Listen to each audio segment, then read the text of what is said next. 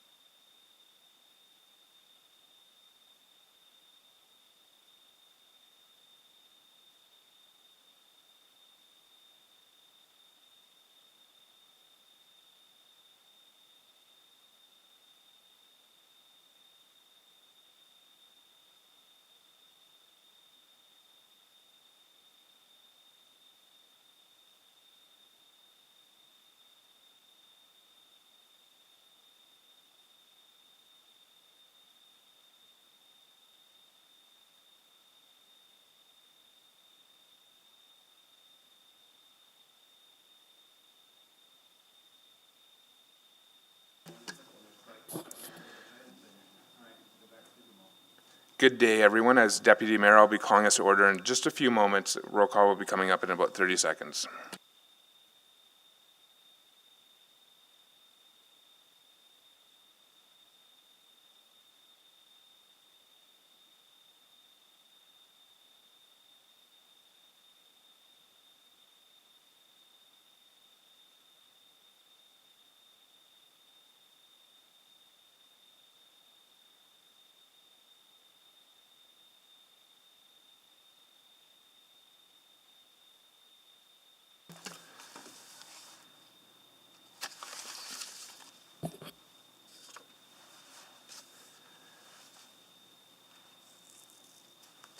Okay, I'll call this January 22nd, 2021 City Council public hearing to order. Just a note from the chair that the mayor will be joining as soon as he can. He's on city business right now, so I'll be in his place for the moment, and I hope for some patience as I haven't started a public hearing before, and there's a lot of procedural stuff to do right off the beginning. First of all, I regret not wearing a tie today, but at least I have my blazer on. And with that, I'll start with a roll call in alphabetical order. Councillor Banga, are you here? I am definitely here, Mr. Deputy Mayor. You can call me John. Thank you. Councillor Cartmel. Good afternoon. Good afternoon. Councillor Katerina. Good afternoon. All right, good afternoon. I'm here in chambers. Councillor Esslinger. Good afternoon. Good afternoon. Councillor Hamilton. Good afternoon. Councillor Henderson is here in I'm person. here. Yep, perfect. Audio is working. Councillor Knack. Good afternoon. Good afternoon. Councillor McKean. Good afternoon. Good afternoon. Councillor Nickel. Good afternoon. Councillor Paquette. Hello. Hello. Councillor Walters. Good afternoon, John. Good afternoon. And to confirm the assumption I'm working under, I will call Mayor Iveson, who should not respond. Okay. All right. Well, that's enough to get started, as I've heard said a few times before. I'd like to acknowledge that we are on Treaty 6 territory, and now I will look for the adoption of the agenda with some changes. Is there a motion? I'm happy to make that motion for the January 26, 2021 City Council public hearing agenda be adopted with the following changes. Replacement attachment under 3.5 Charter Bylaw 19505. There's also a referral motion. I don't know if you want that done yet. I can do the refer motion at the appropriate time. I'll second. Sounds good. So that's the seconding of the adoption of the agenda, and the referral motion will be dealt with later. Thank you. I'll call the vote. And let's see, there's going to be a lot of voting, so let's try eScribe here.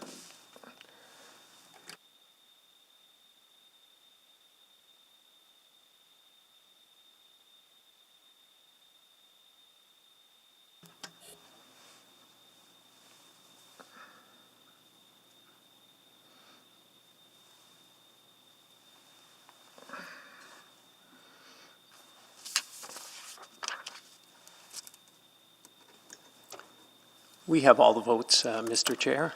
Thank you. Please display the vote. That is carried 12-0-0. Protocol items, we do have one. So joining the meeting at 1:30, we have grade 5 City Hall School class and their teacher, Nancy Zimmerman, from McLeod School, proudly in Ward 4, where Councillor Paquette is the council representing that area. But as I've heard many others chairing this meeting say, we all are quite proud to represent you in this city, but Councillor Paquette will give a wave, and hopefully the screen can be toggled so that we can see the students as well. They're on the live stream, so they're watching, they're seeing what we're doing, but we won't be able to see them.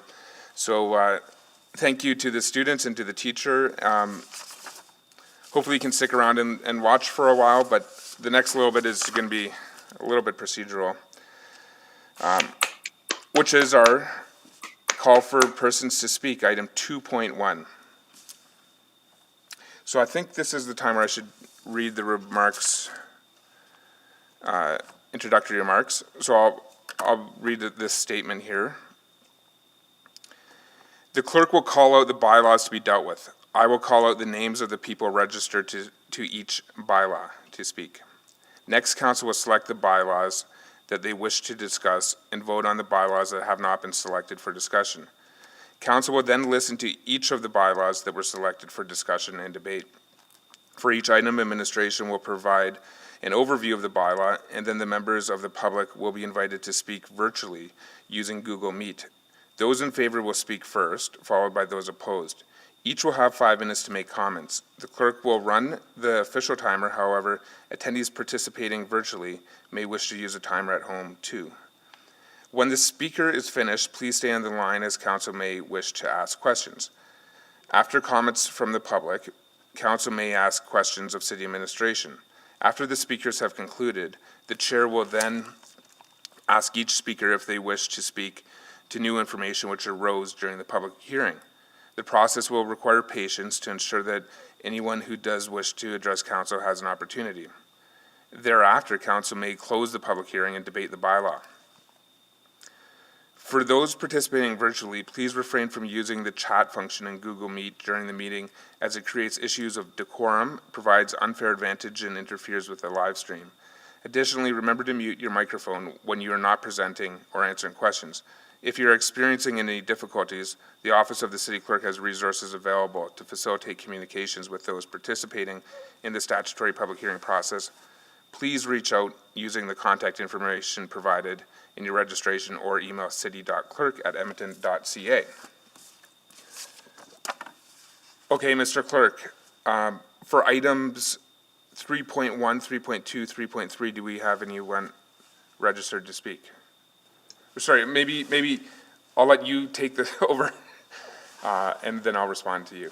Thank you, Mr. Chair. Bylaws 19527 and 19528 and Charter Bylaw 19529 will be dealt with together. Is there anyone here to speak to item 3.1, Bylaw 19527 to amend the Big Lake Area Structure Plan, Bylaw 19528 to amend the Kinglet Gardens Neighborhood Structure Plan, or item 3.3, Charter Bylaw 19529 to allow for stormwater management facility and low-density residential Kinglet Gardens?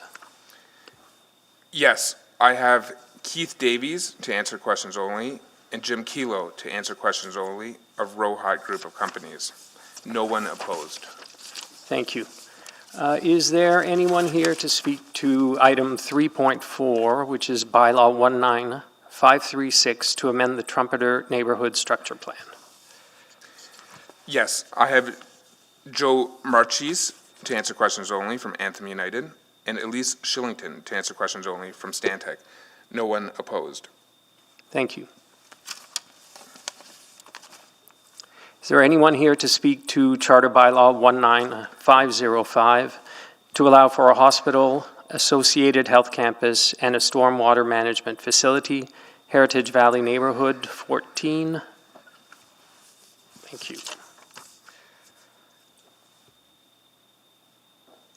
Thank you. Yes, I have Gregory Yanda to answer questions only. I have Brianna Lackey to answer questions only. I have Tom Alston to answer questions only. And I have Marcelo Figuera to answer questions only. And no one opposed. Thank you, Mr. Chair. And if we could just go back to the first items, we should really have asked the speakers if they're present at this point. So maybe we can do that. Thank you. And that's the type of patience I was asking for from the Assembly. So I appreciate that suggestion. Mr. Davies and Mr. Kilo, can you, first, Mr. Davies, can you confirm that you can hear us and speak? Yes, good afternoon. Thank you. Jim Kilo? Yes, good afternoon. Thank you. That covers off items 3.1, 3.2, and 3.3. Moving on to item 3.4, is Joe Marchese here?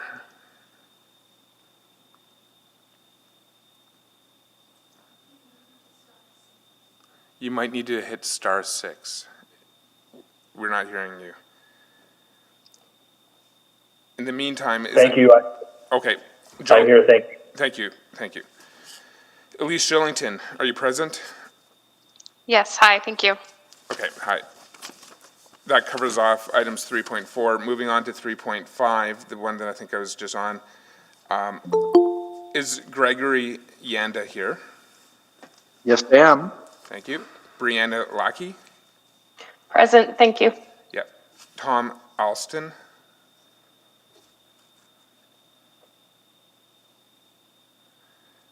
Tom Alston?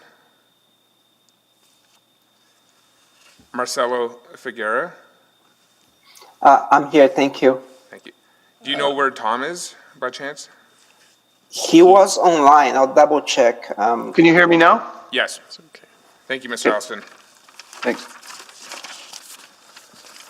Mr. Clerk, that brings us up to 3.6, if you want to introduce that item. Yes, thank you.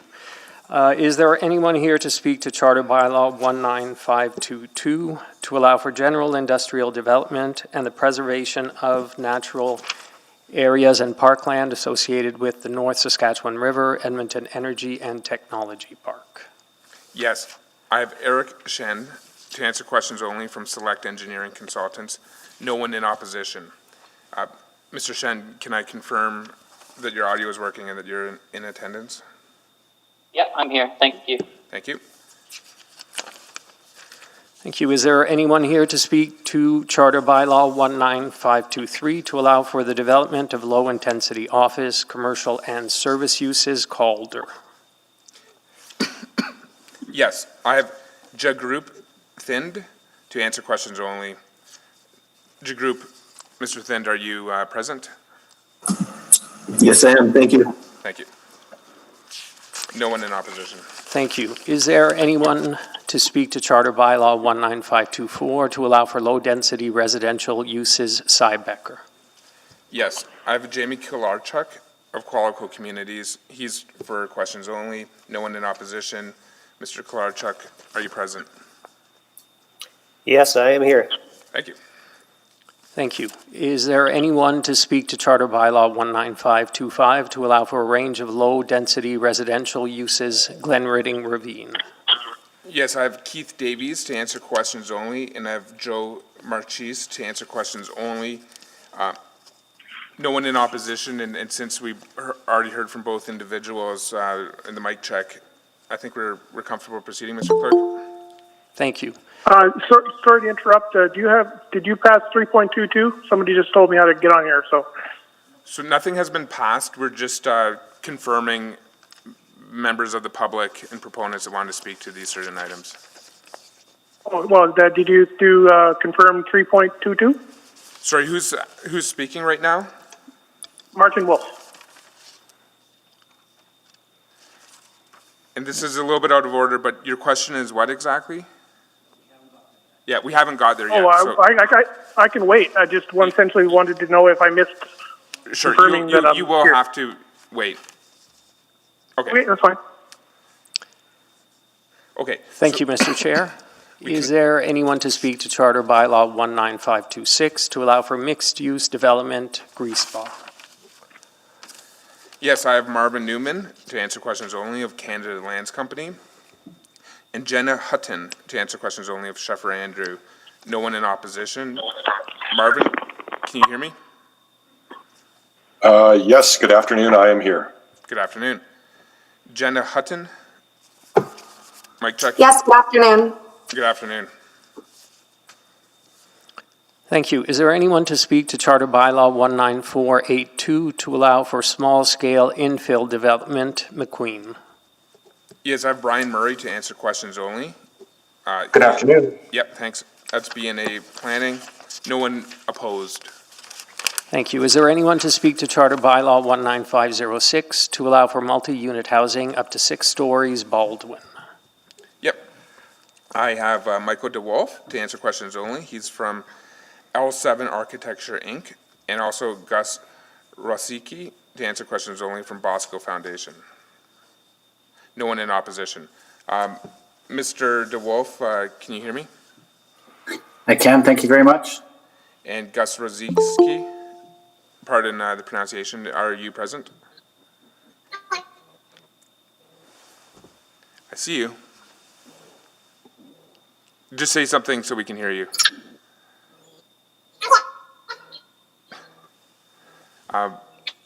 You might be having some audio issues because, can you try just saying hi?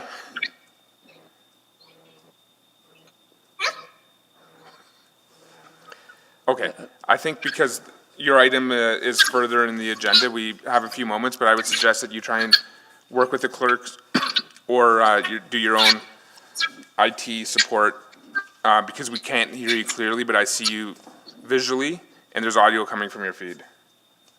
Okay, Mr. Cook. Thank you. Is there anyone to speak to Charter Bylaw 18974 to allow for the continued use of a site for convenience, commercial, and personal services use, Parkview?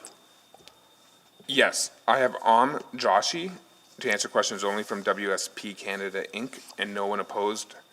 Mr. Joshi. Good afternoon, I'm here. Thank you. Thank you. Is there anyone to speak to Charter Bylaw 19487 to allow for neighborhood convenience commercial development with opportunities for second-story residential development, Pleasant View? Yes, I have Stefan Yu to answer questions only. No one in opposition. Hello. Yep, Mr. Yu, thank you.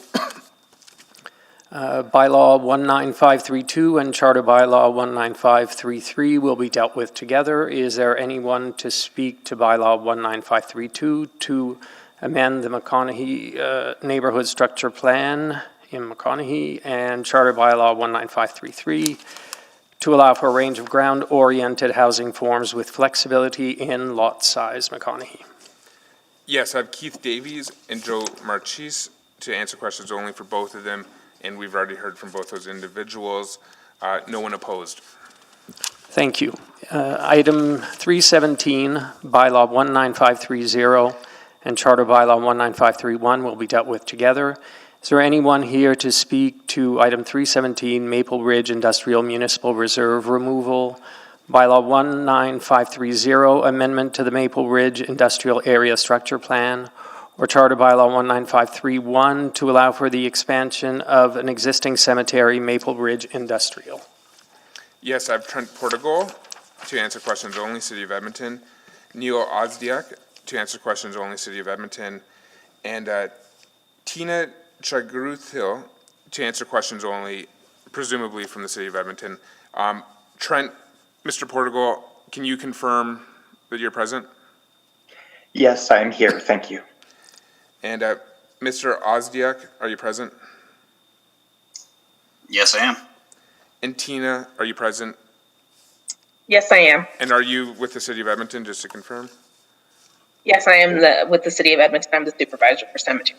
Excellent. My sheet was just incomplete here because of the late registration. Thank you. No one is opposed. Is there anyone to speak to Charter Bylaw 19539 to allow for a range of low-density residential uses, Heritage Valley Town Center? Yes, I have Chris Nicholas to answer questions only from MLC, and Elise Shillington, who we heard from earlier, to answer questions only from Stantec. Mr. Nicholas, are you present?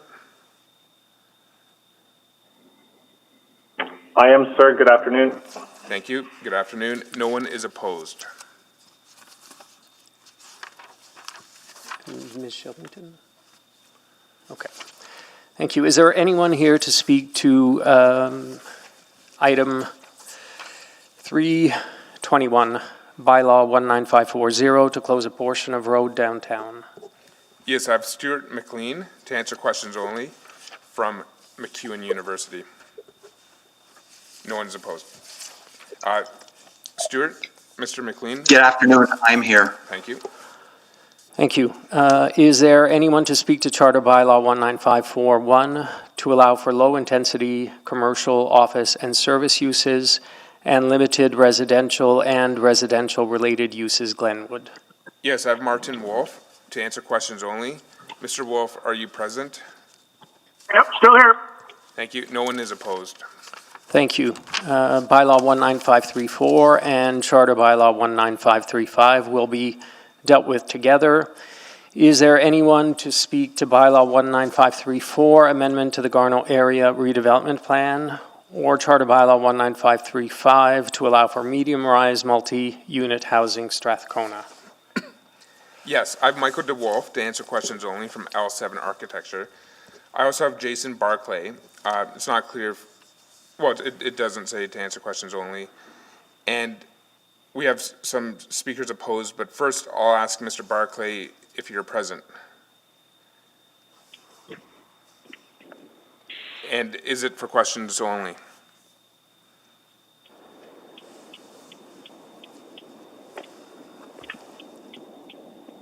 Mr. Barclay?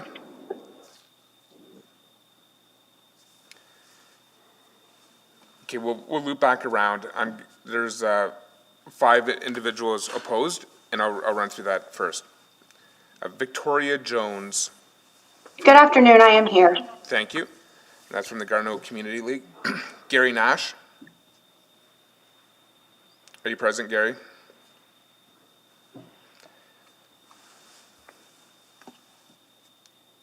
Kyle Rempfer. Yes, I'm here. Michael Flanagan. Good afternoon. I am here. Thank you. Fred Hurley. Yes, I'm here.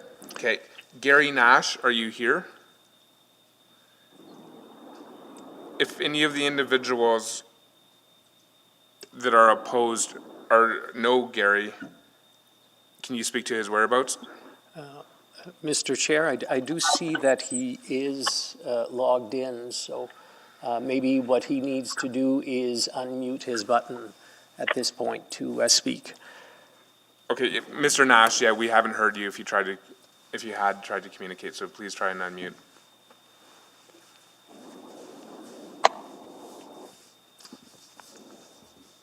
Okay, I hope you can hear me. I request that you work with the clerk's office to resolve this IT issue or do some troubleshooting yourself.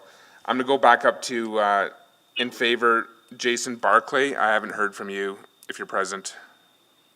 Mr. Councillor, Jason Barkley has withdrawn his application to speak. Okay, so people have heard that Mr. Barclay is not going to be speaking. That completes my list here, Mr. Clerk. Thank you.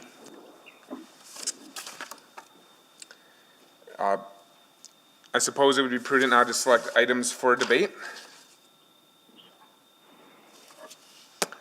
Okay, here we go. Councillor Henderson has logged on. I have a quick question of administration on 3.9, same on 3.21.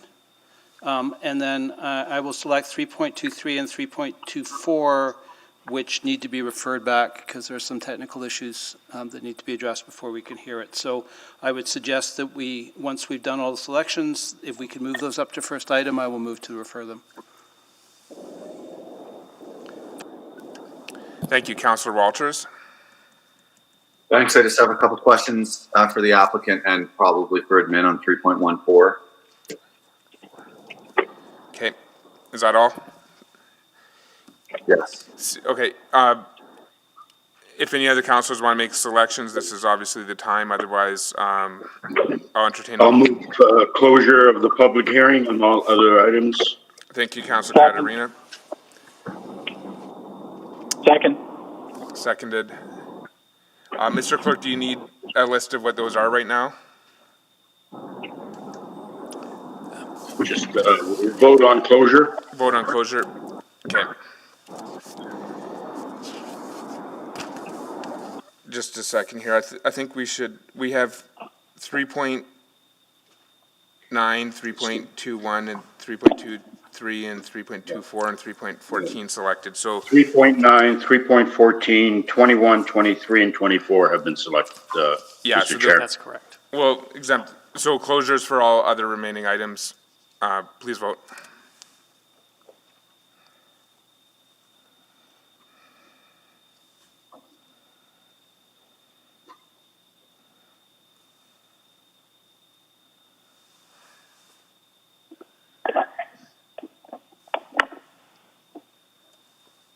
Display the vote. Carried. And Mr. Chair, if I'll move that 3.23 and 24 be moved up to first item. Second. Allow Councillor Henderson to make a motion. Well, yep. Sure. Okay, and that was seconded by, I think, Councillor Nichols, so please vote on. I'm wondering, just in terms of order, we have not actually closed public hearing on them, and we shouldn't have done. So why don't we, I think it probably is more appropriate to deal with the other items we haven't selected first, and then I will, then I'll move to bring those up. So we'll all right, understood. So I'll move first reading of in an omnibus 3.1 through 3.8, 310 to 313, 315 to 320, and 322. First reading. And just one note, Mr. Chair, there is a recommendation on 3.17 that should be passed before the bylaws, the readings of the bylaw. Yeah, that's correct. I'll rescind that. I'll take back and move the recommendation on 317. Okay, understood. So, go ahead. Second. Okay, Councillor Cartmell seconded the recommendation on 317. I'll call the vote.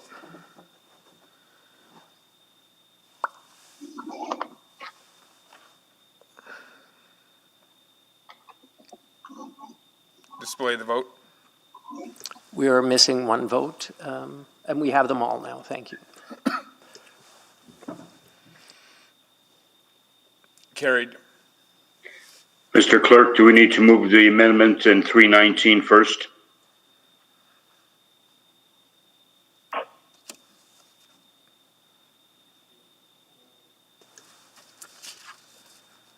The recommendation was in 317, Councillor. Yeah, there's an There is, amendment for 319. That can go in order of bylaw. yes, Now to yes, move you it. can do that as Okay. part of the omnibus. Okay. All right, so where are we here? We're at the omnibus. Yes. First reading of the omnibus estate. I'll restate that. First reading of 3.1 to 3.8, 3.10 to 3.13, 3.15 and 16, 3.18 and 19 and 20, and 3.22. First reading. Okay, seconded by Councillor Nichol. I'll call the vote.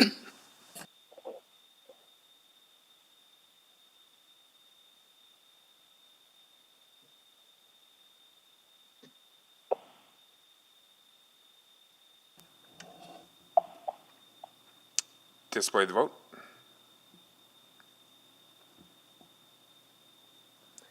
That was carried. 12. Mr. Chair, I'll move second reading of the omnibus as stated. Second. Seconded by Councillor Nichol. Call the vote.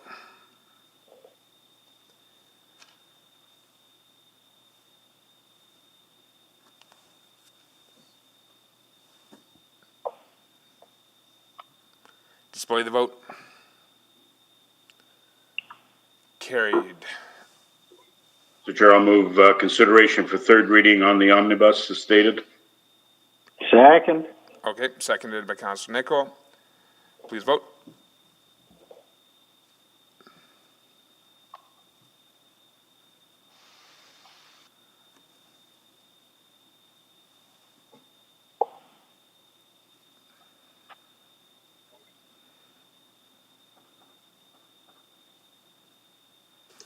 We have all the votes except for Councillor Cartmell's. I'm a yes, thank you. Okay, with that, display the vote. That was carried, 12-0. And Mr. Chair, I'll move third reading of bylaws 19527, 19528, 19529, 19536, 19505, 19522, 19523, 19524, 19526, 19482, 19506, 18974, 19532, 19533, 19530, 19531, 19539, and 19541. Second. That's been seconded. Just sort of an abundance of caution, was there anyone on the Google Meet that wanted to speak to any of these items? I think I probably should have asked at the end if there was any outstanding people. No, and the public hearing is closed. Okay, so I'll call that vote, seconded by Councillor Nichol.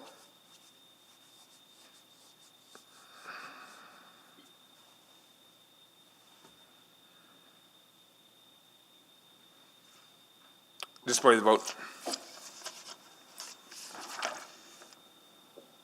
12-0, that has carried. So, Mr. Deputy Mayor, I'll move to bring 3.23 and 3.24 forward. Second. Okay, motion to bring some items forward, seconded by Councillor Nichol. Please vote.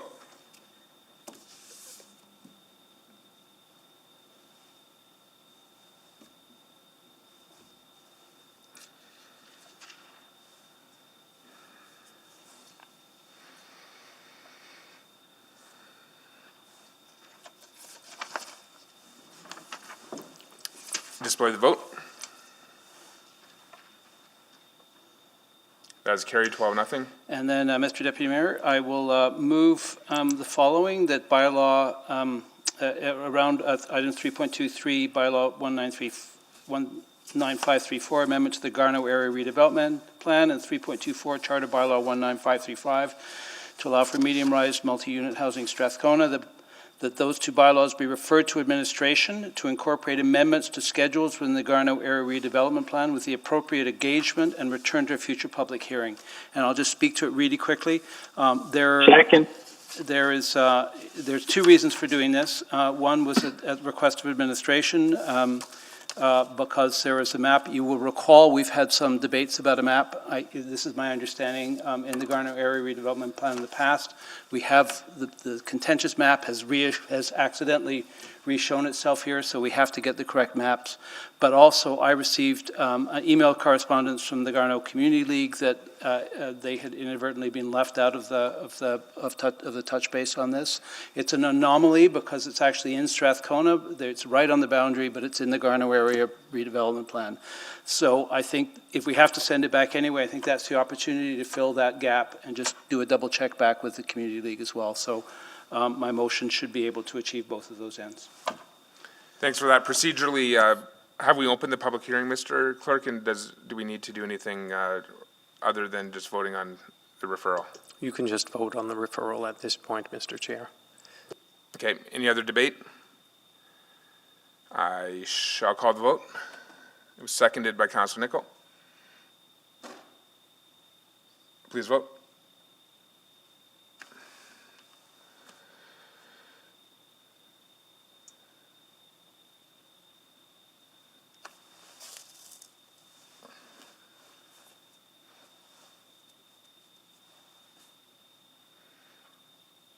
Display the vote.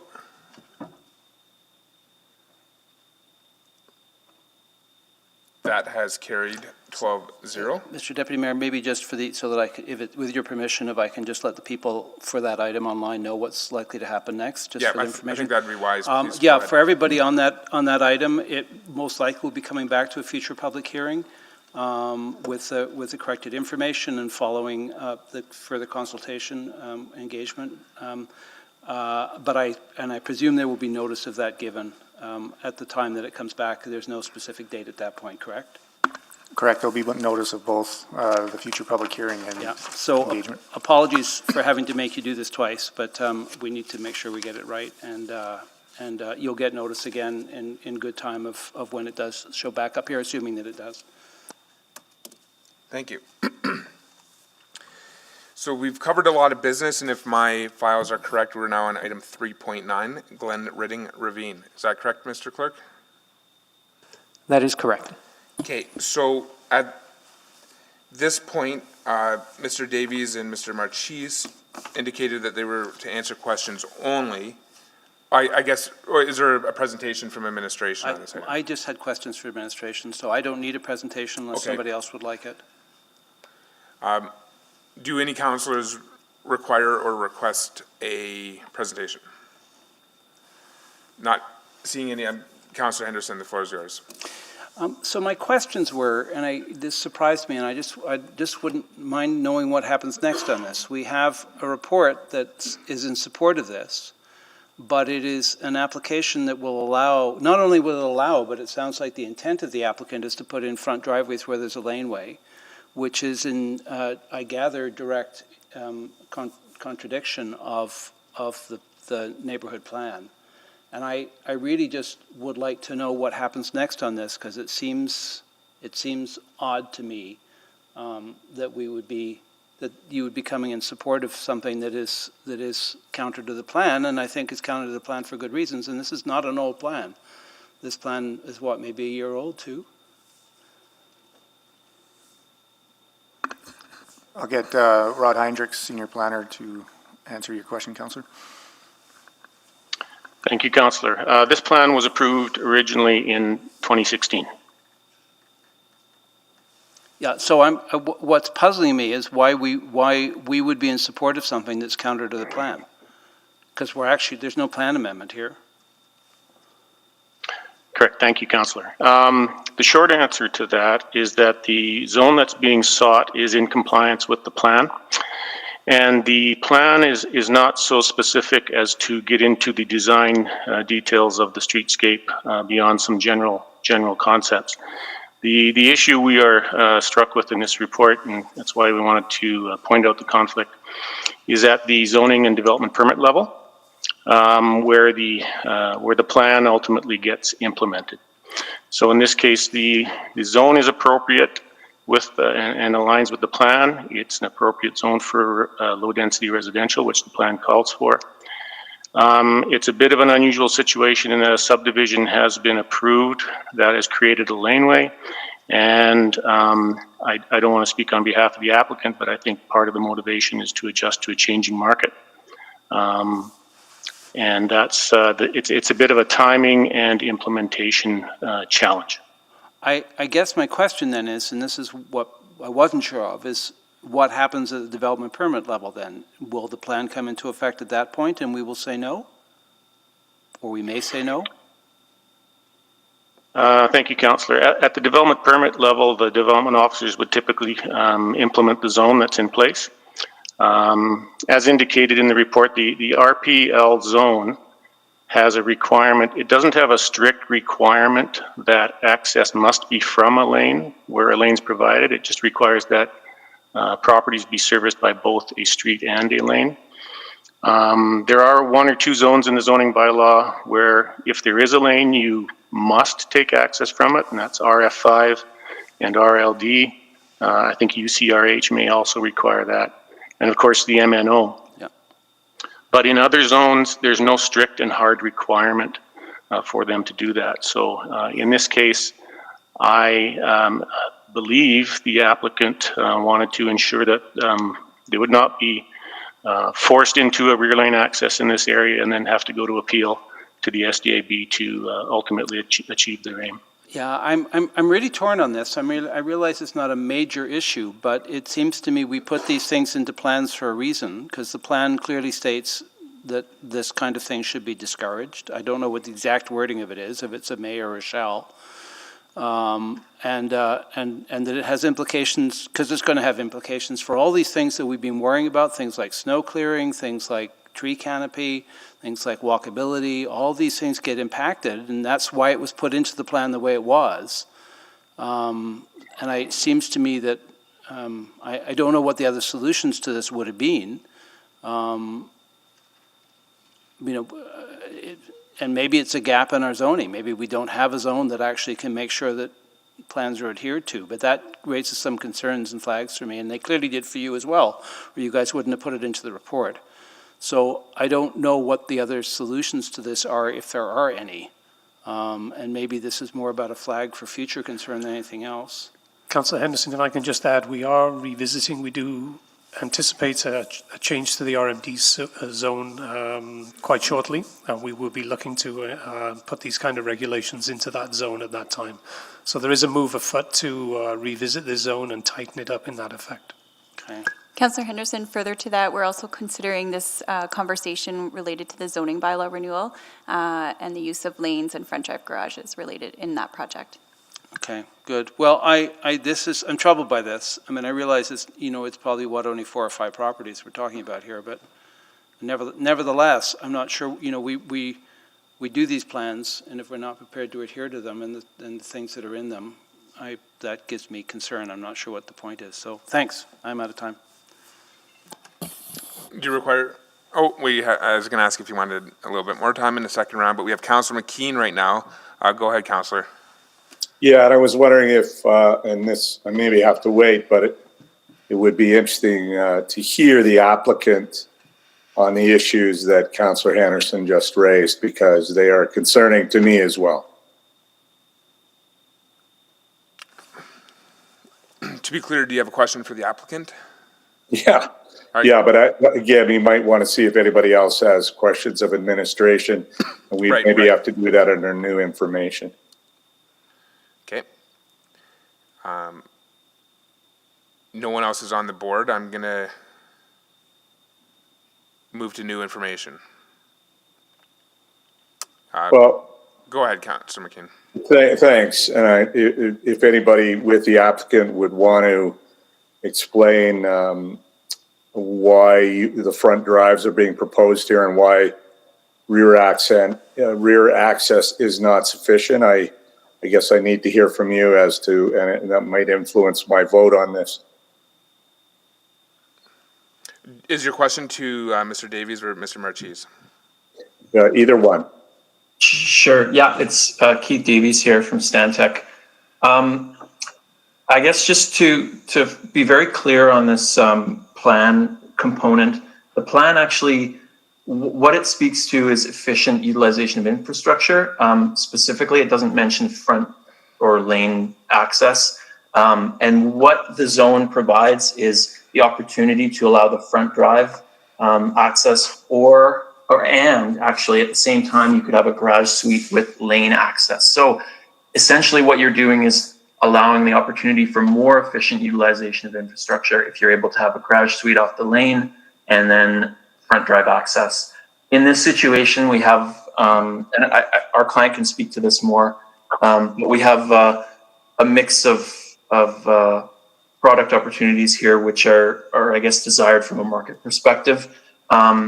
In this situation, we've got front drive product across the street, so it would be compatible with the streetscape in the area. It's a low traffic street, so we don't see any concerns with the walkability aspect of that. But basically, we're looking at the zone being compatible with the plan from that perspective. So if there are questions for our client on market, we can definitely speak to that.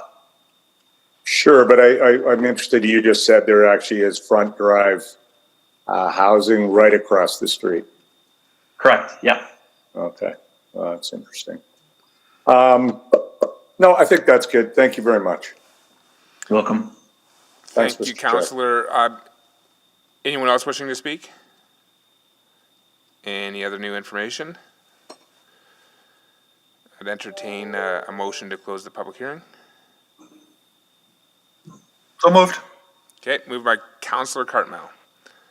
Second. Seconded by Councillor Nicol. All right, please vote to close the public hearing.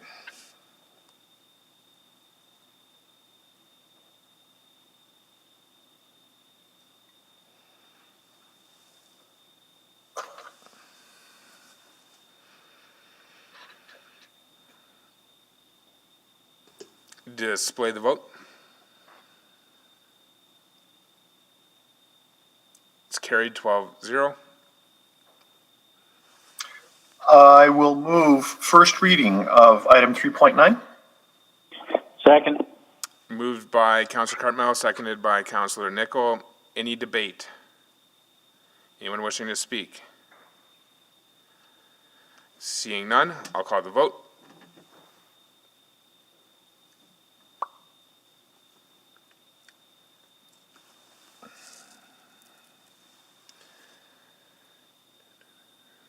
We're good to go, Mr. Chair. Display the vote. Carried 9-3, and at my, that's okay. If there's a request for the voting, that probably could be accommodated. But moving on, I'll take a motion to proceed to second reading. I'll move second reading of item 3.9. All right. Mr. Mayor, on the last vote, I was supposed to do it on the other side, but I made a mistake. So I'm hearing that your vote was incorrect? It went. Can you state incorrect. how you intended to vote? I intended to vote yes. Yes, I heard yes. Okay, Mr. Clerk, can the minutes be reflected? Yes, thank you, we'll do that. All right. Okay, so the motion needs to be seconded for second reading. I didn't hear if anyone tried to second it. I didn't hear. I'll second it.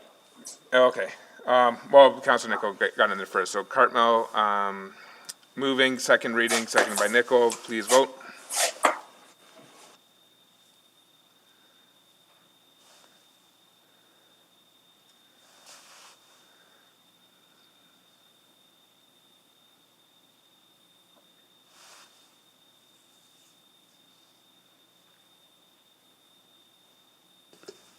And we're still waiting for Councillor Banga's vote. And we're good to go. Display the vote and hold it up for a second if you don't mind, or 5 seconds. Okay, that was carried 9-3. Moving on. I'll move consideration of item 3.9. All right. Second. All right, seconded by Councilor Nichol. To allow third reading to proceed, please vote.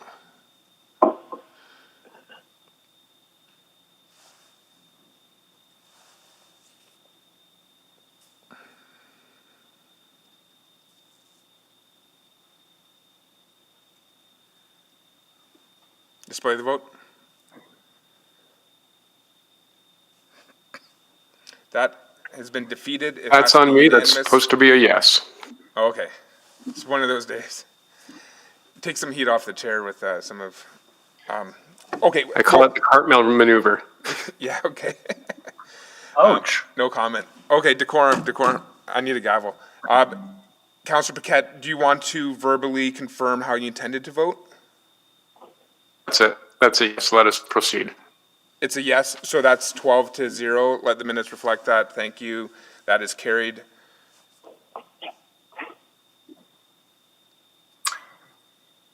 Very good. I'll move third reading of Charter Bylaw 19525. Second. All right, moved by Cartmel, seconded by Nichol. Please vote.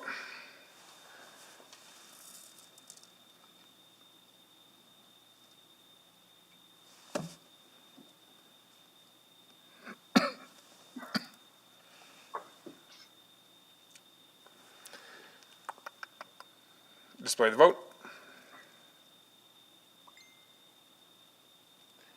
That is carried by a different margin than before, 10-2. Okay, excellent. Sorry, you can just mark me. I don't know. You guys are trying to make it difficult for me, aren't you? Still consistent. I voted no to that. Okay, so let the For the records be shown that Councillor Walters intended to vote no. The item is still carried 9-3. And that takes care of item 3.9. Final item 3.21. I believe that was selected by Councillor Walters. 3.14 for it goes first. Sorry. 3.14, yes. Councillor Henderson, yeah.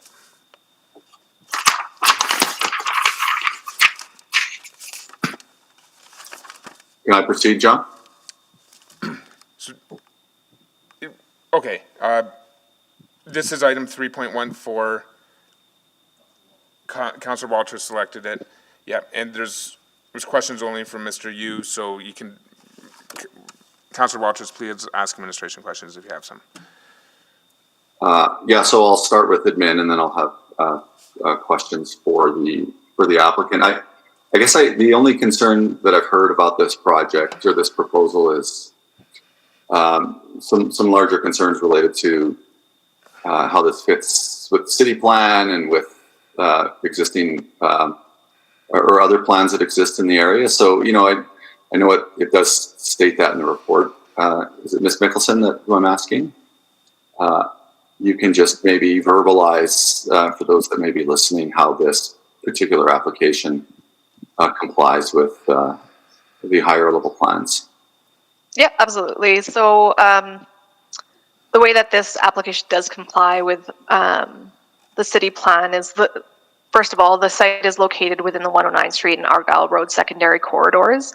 As I'm sure you're aware, city plan describes secondary corridors as vibrant residential and commercial streets that serve local destinations. And they're envisioned to have a minimum density of 75 people or jobs per hectare with low and mid-rise development. This area it's an arterial road, as you're aware. The proponent's plan is to develop it under the DC2 regulations, removing some of those perceived higher impact uses from the zone, as well as incorporating Main Street overlay regulations into the DC2. So that really makes it a smaller scale, even more so community convenient DC2. So thank you for that. And essentially, it's a mixed use application in a way in terms of residential, second story commercial on the ground. Can you talk about the treatments on the alley on the south side of the site? that deal with the parking and the, commercial loading challenges that may occur there. Has that been discussed with the applicant? I'll ask him about that as well, but I wanted your input there. So the access does have to be taken off of the lane. The appendix in the DC2 regulation does show quite a large potential parking area that was intended to put in there specifically so that we can show that the access must come off the lane. The height is not to exceed 10 meters. It's a marginal increase from the current height permissions, but it is in line with CNC zoning.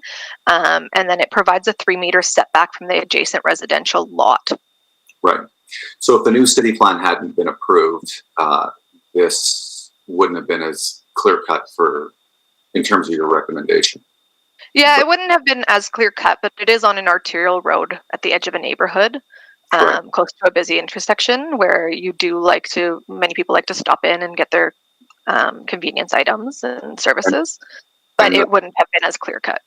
And it is adjacent to an existing CNC. Exactly, yeah. Okay, that's all I had for admin, Mr. Chair. So I'll have a couple questions for the applicant when the time is right. Understood. Anyone else wishing to ask questions of administration? Not seeing anyone, I'll call for new information. Well, we can go to the applicant first before you do that. Okay, understood. Questions of the applicant? Okay, thank you. So, start the clock. take my time again. Yeah. Mr. You're there. Yes, I am here. Sorry. Okay, thanks. So maybe as precisely as you can, or as possible, what is the plan here? Maybe give me a bit of a vision for the site in terms of what you expect to be operating there. So I guess the original intent for the site was to go to a traditional community commercial site. However, due to infrastructure challenges, that's why we went through a direct control avenue instead of a standard zone. The intent from discussions with the landowner is that they are looking to open up kind of like a medical office, but whether or not that's what they ultimately pursue is when they go for development permit. But as I guess Ms. Mickelson had mentioned, we did remove a lot of those non-compatible uses to help mitigate that transition to the adjacent residential neighbors as well. So I did hear some concern about the treatment on the alley and the traffic and the various loading and unloading that would be required with a commercial site such as this. So maybe talk about how that is being managed, and if you've spoken with the neighbors to the south across the lane. I did speak with some of the neighbors. I spoke with someone actually yesterday or a couple days ago who gave me a call about this project. In regards to the alley itself, we haven't done a formal site design. That's kind of why when we're working with administration, the site plan isn't your more traditional, here's where your building is specifically going to be, here's where your parking is going to be that you would normally see in a direct control. That's why we kind of left it a little bit more flexible, because the landowner isn't exactly sure yet, but they want to go towards something that's more conventional. However, we did want to ensure that there was more some treatment done to mitigate the neighbors to the south and the neighbors to the east, so that because it is, like mentioned, a commercial does create more higher traffic than a traditional two single-family houses do on that site. So so right now what we put in additional improvements into the DC2 to help mitigate any of those concerns and to provide transportation at the development permit stage, additional measures to help regulate how the site will be developed, to mitigate any impacts from any transportation or from the lane servicing from the back there. Okay, so as we go from what's in the DC presently, pending its approval, to the space in between your application for the development permit, you'll maintain communication with those folks across the alley so they know what you're planning to do and willing to make, I won't say adjustments, but you're just willing to be in contact with them to hear what they might be concerned about as you move through this process. Yeah, we're definitely all ears. And I told a resident that had called me if they had any other questions. They had my number, so they can definitely reach out to me moving forward if there was any concerns. Okay, good. Thank you for answering those questions. That's all I had, Mr. Chair. So if there's nothing else after new information, I'm happy to move through this. Okay, I'll call for new information. Not seeing any indication of anyone wanting to speak, going once, going twice. Entertain a motion to close the public hearing. I'll move closure of public hearing on 3.14. Okay, moved by Councilor Walter, seconded by Councilor Nicol. Please vote.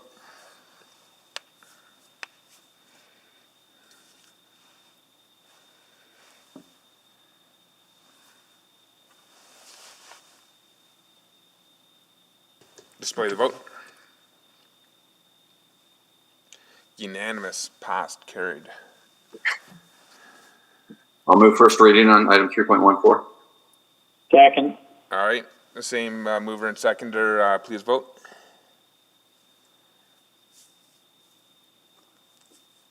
First reading.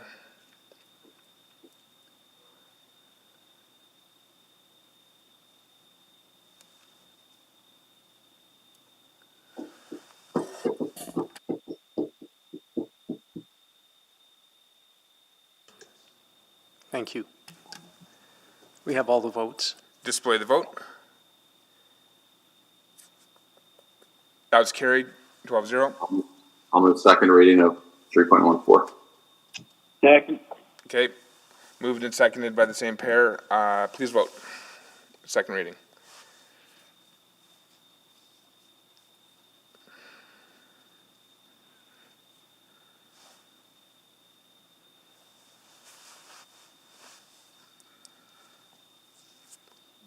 Display the vote. We're still waiting for Councillor Walter's vote, and we have it. Thank you. Please display. Carried, 12-0.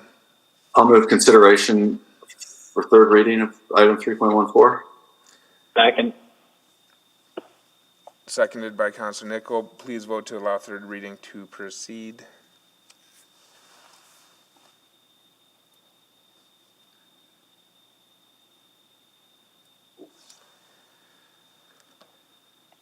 Display the vote. Carried. I'll move third reading of Charter Bylaw 19487. Second. Okay. Seconded by Councilor Nicol. Please vote.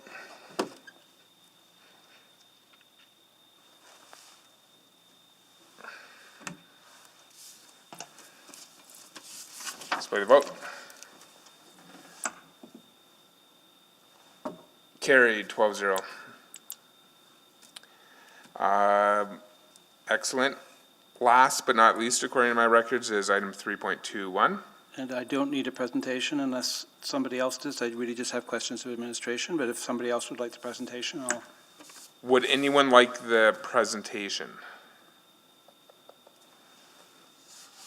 Okay, Councillor Henderson, please proceed with questions. Yeah, my concern with this, and we don't have anything really in the report that speaks to how this works with the plans for Columbia Promenade, and particularly the way the bike infrastructure is going to work in there, because we're now putting in a fairly complex right-hander corner in something that's a flow-through at the moment. And, you know, for pedestrians and bikes, that has implications.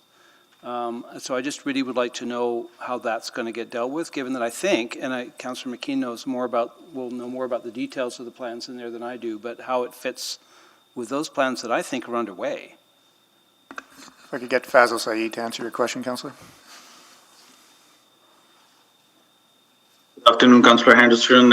Yes, the short answer is that it has been coordinated with the Columbia Avenue or the 105 Avenue project. As part of the road closure application, this was one of the conditions of the sales agreement that improvements to 105 Avenue, which will require maintaining bike connectivity all the way to 109 Street will be maintained. So the drawings are currently under review for the improvements along 105 Avenue. So the bikes will still be able to flow through without having to turn that corner? go, because right now they would have to go, if I'm reading it correctly, the road right-of-way will now go north, turn, and then have to turn left, or right, depending on which direction you're going in, which was not part, I think, of the original plan. If I'm looking at it correctly, it's certainly not part of the existing condition that the road actually flows through at the moment. So there's something in the sale agreement that will allow that flow through for the active transportation modes?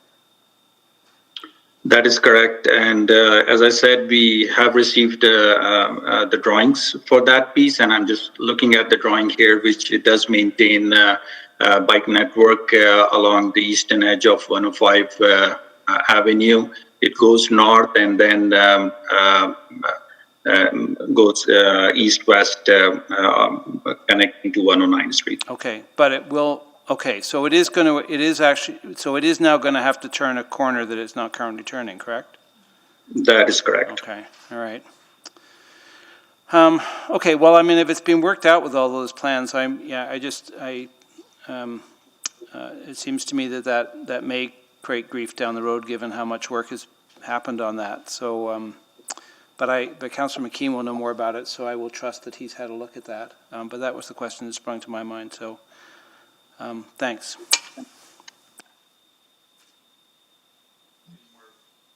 Any other questions for administration from other councillors? Questions of the applicant?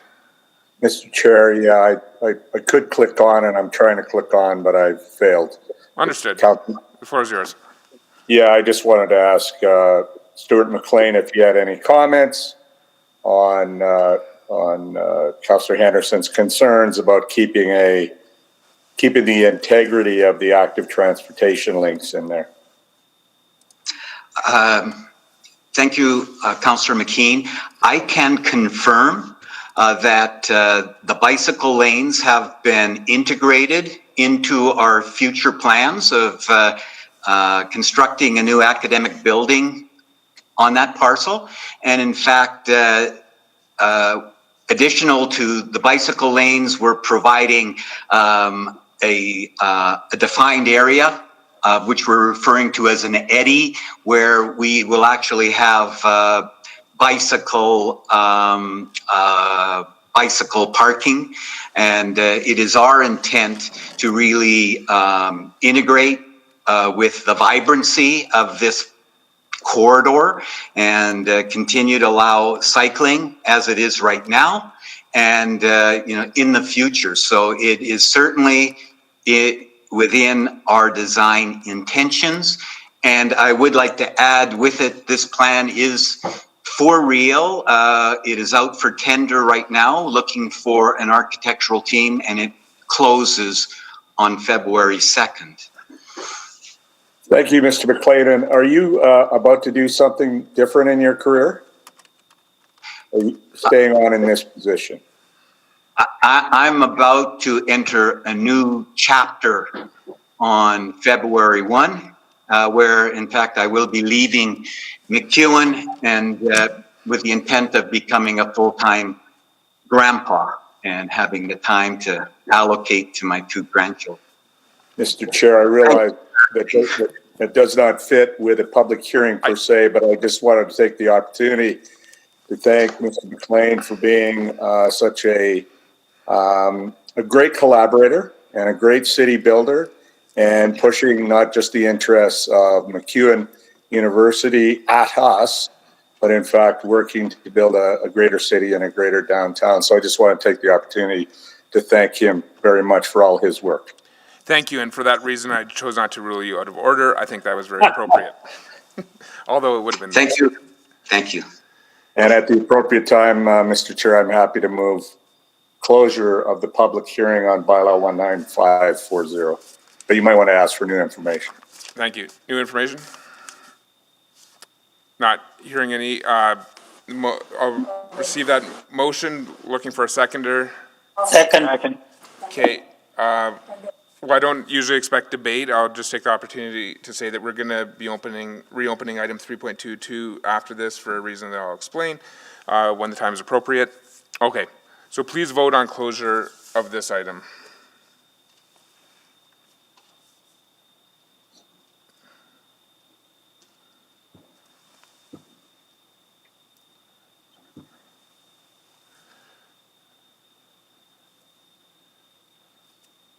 Display the vote.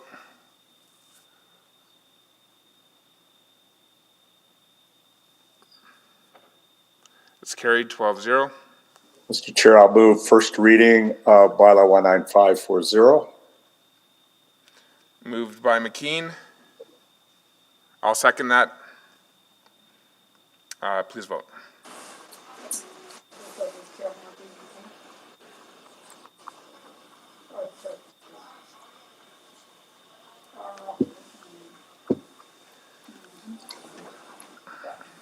Display the vote.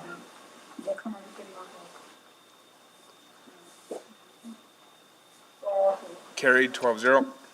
Mr. Chair, I'll move second reading on 19540. Second. Moved by McKean, seconded by Councilor Banga. Please vote on second reading.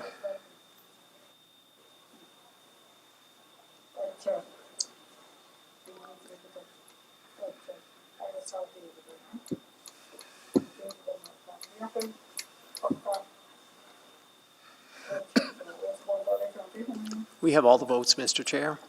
Display the vote. Carried 12-0. Now I got ahead of myself. Is this consideration I'm doing right now, or is it third reading? Consideration. Yeah, I'll move consideration of third reading on the bylaw. Okay. Mr. Chair. Seconded by Councilor Banga. Please vote to allow third reading to proceed.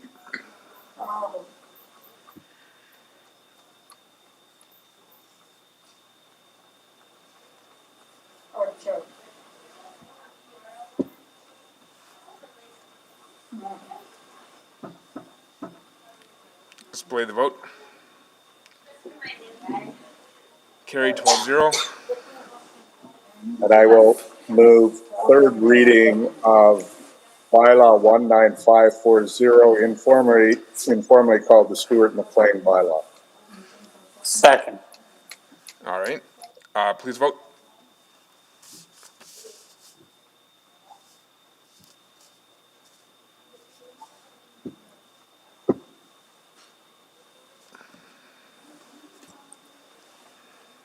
And we are good to go. Display the vote. 12-0. Thank you. That has carried. Before we move on, as indicated, there's a clerical issue that I just want to mention. The speaker for 3.22 presumably indicated, or we felt that it was in favor, and perhaps that's the reason why no councillor selected the item for public hearing, but Mr. Wolf is actually opposed. Okay. And just has a few questions. I will move then to reconsider all three readings and reopen public hearing. Okay. Second. Okay. Seconded by Councilor Banga. Moved by Councilor Henderson. Please vote.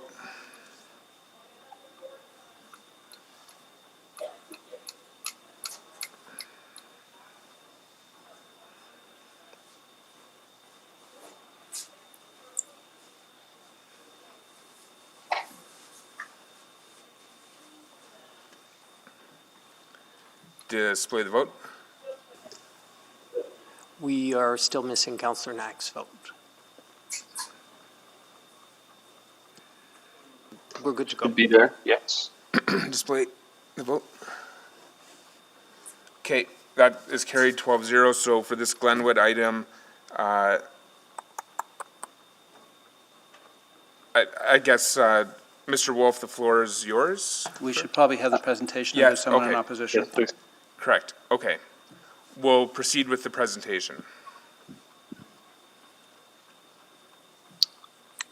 Good afternoon. Just want to make sure the presentation is up for item 3.22. Not yet.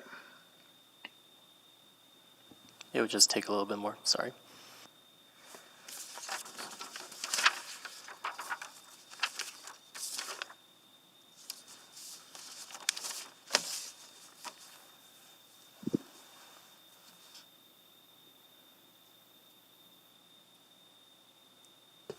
The presentation is loading. It won't be much longer.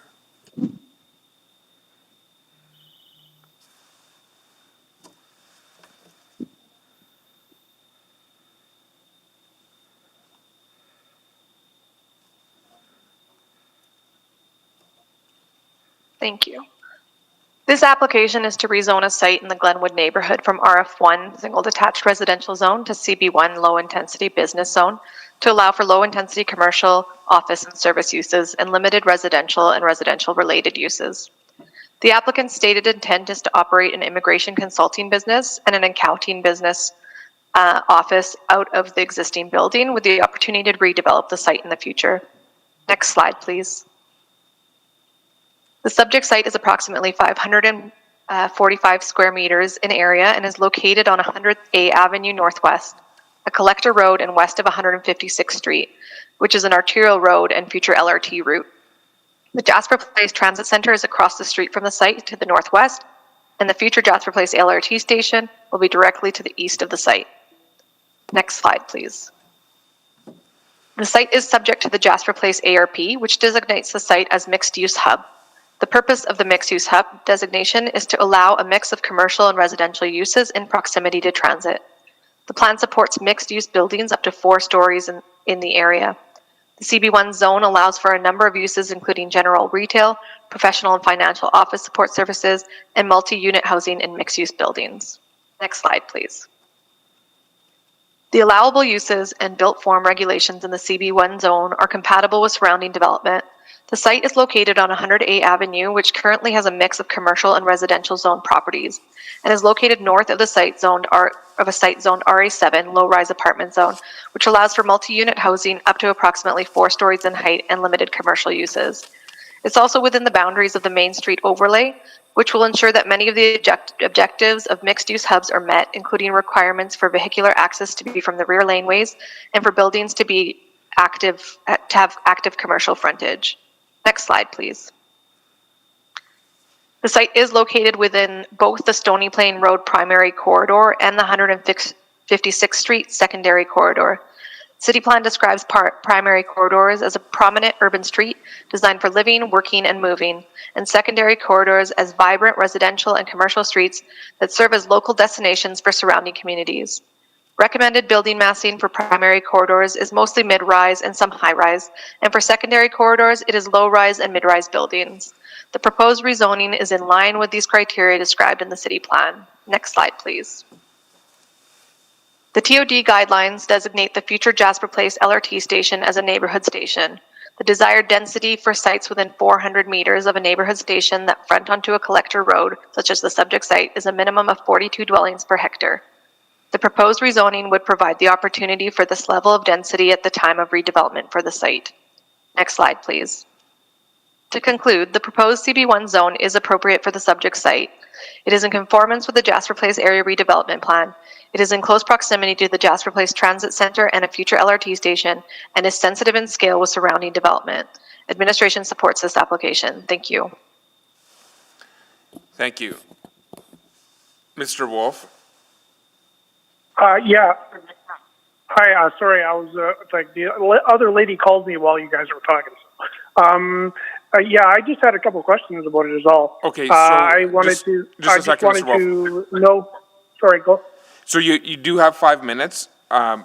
and the questions you ask, it's not going to be an interactive question and answer period.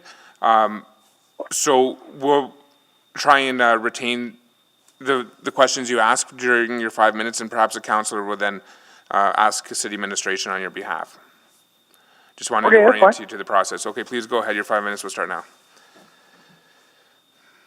Okay, essentially I just wanted to know if we have to, since we own a property in that street and there's a renter in it, whether we have to evict them and immediately sell it to a commercial place, or if we're going to be suddenly charged a whole bunch of extra taxes and thereby make our residential income property not viable as that. That's pretty much it. I just wanted to find out so we know what to do. Thank you for that. I think Councillor Knack has questions for you at this moment. Yes.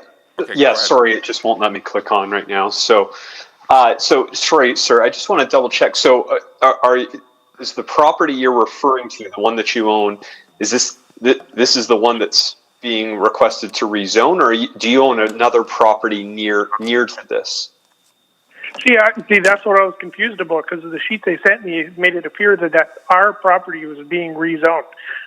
It is 15631 100A Avenue. It sounds like it's not the property you're talking about, but it's on that street. It's immediately across the street. Yeah, you said you're 15631 100A Avenue? Yeah. Okay, good. No, I just wanted to double check. So no, that's not what is before us today. It's just that single property that's being requested to be rezoned, the 15615 100A Avenue. Yeah, so you are good in that sense. There would be no impact to you. I mean, obviously, if you in the future wanted to do something, you could, but what we're talking about today is just that one property, 15615. Oh, okay. Thank you. That's all I needed to know. No, thanks for registering. Good, always good to double check. Those are all my questions, Mr.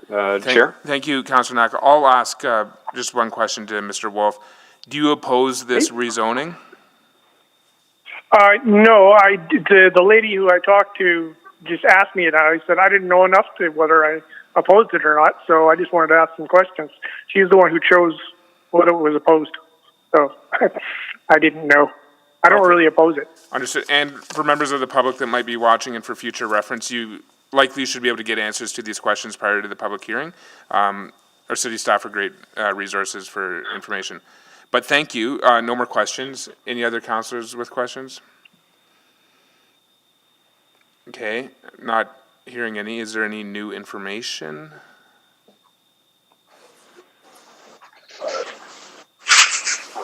If there's nothing else, Mr. Chair, I can move closure of the public hearing for item 3.22. Second. Okay, moved by Councillor Knack, second by Councillor Banga. Closing public hearing. Again, please vote.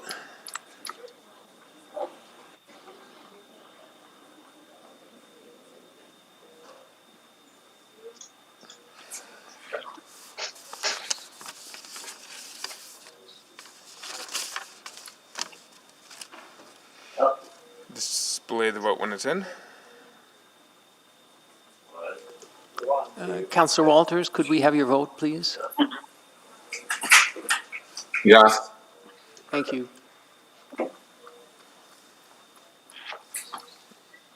That is carried 12-0. That was, sorry, I'm already forgetting. That was closure I just did, so first reading. Okay, that is correct. We just voted on closure. Are you putting forward first reading? Yes, yeah, first reading of item 3.22. Second. Second by Councillor Banga, please vote.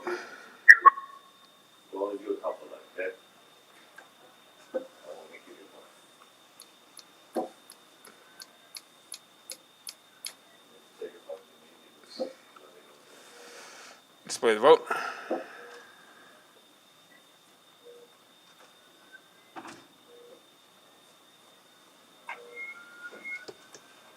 Councillor Hamilton, we have your vote. Thank you. All votes are in. Display.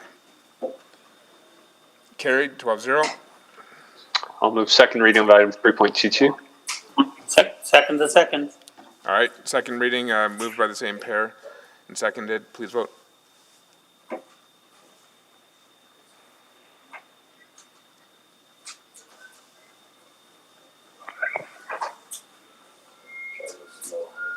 We're good to go, Mr. Chair.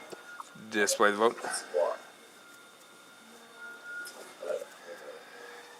Carried. I'll move consideration of third reading on item 3.22. Second. Okay, moved by Knack, seconded by Banga to allow third reading to proceed. Please vote. What the heck would we say we're doing two? Couple usually means two. Yes, that's right. So I just said Display the vote. more than one. My head I was thinking. Carried 12-0. And I'll move third and final reading of Charter Bylaw 19541. Second. All right, moving seconded by the same pair. Please vote.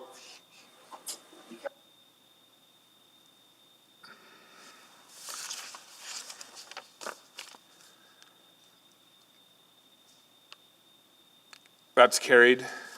That completes that part of the agenda. Almost done. I'll call for notices of motion and motions without customary notice. Not hearing any. We are adjourned. Nice job, John. Thank you. Thanks, Good Scott. job. It was a lot of Mr. fun. Chair, you have a wonderful job, efficiency.